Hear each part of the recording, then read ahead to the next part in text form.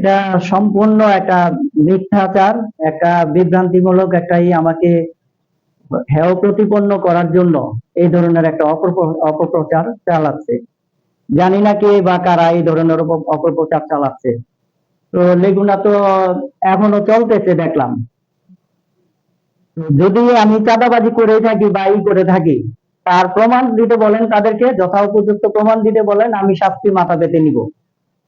আরেকটা হলো, তাহলে আরেকটা প্রশ্ন জাগে যে যারাই এই নিউজটা করেছে সকালবেলা, তাদের প্রতি আমার জনসাধারণের প্রতি এবং প্রশাসনের প্রতি এবং দায়িত্বশীল ব্যক্তিদের প্রতি আমার একটাই প্রশ্ন, এখন যে লেগুনা চলতেছে বা সেই গাড়িগুলো এখন চলছে, তাদের ফিটনেস বিহীন এই গাড়িগুলো, রোড পারমিট নাই, তাদের গাড়ি ফিটনেস নাই, তাদের অনেক ড্রাইভারের তাদের ড্রাইভিং লাইসেন্সও নাই তাদের। এই গাড়িগুলো কিসের স্বার্থে কেন চলছে এখন বা চালাচ্ছে তারা, বা তারা চলতে দিচ্ছে? তাহলে কি তারা চাঁদা নিচ্ছে আর বদনাম করছে আমার?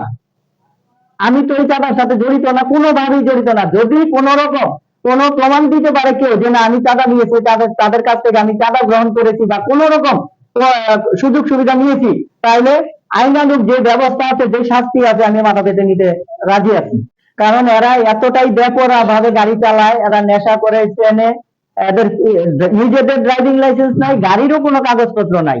তো এই গাড়িগুলোকে কয়েকবার এখানে রেলওয়ে কর্তৃপক্ষ বন্ধ করার চেষ্টা করতে উদ্যোগ নিয়েছে, তারপরে কিসের কার ইশারায় বা কেন এই গাড়িগুলো এখন পর্যন্ত চলতেছে?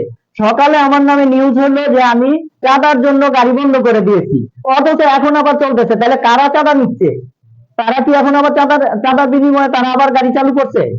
আমি তো গাড়ি এই ব্যাপারে কোনো কিছু জানিও না, এই ব্যাপারে আমার কোনো আইডিয়া নাই না।